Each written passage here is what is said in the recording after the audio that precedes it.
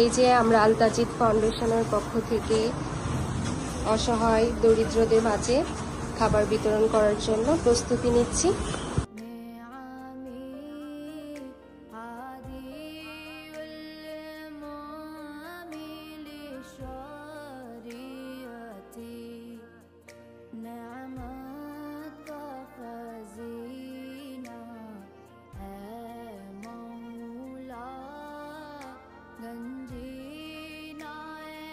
ধন্যবাদ আল তাজিদ ফাউন্ডেশন, আপনাদের সহযোগিতায় আমরা ললিতপুরের বন্যার্থীদের মাঝে খাবার বিতরণ করছি।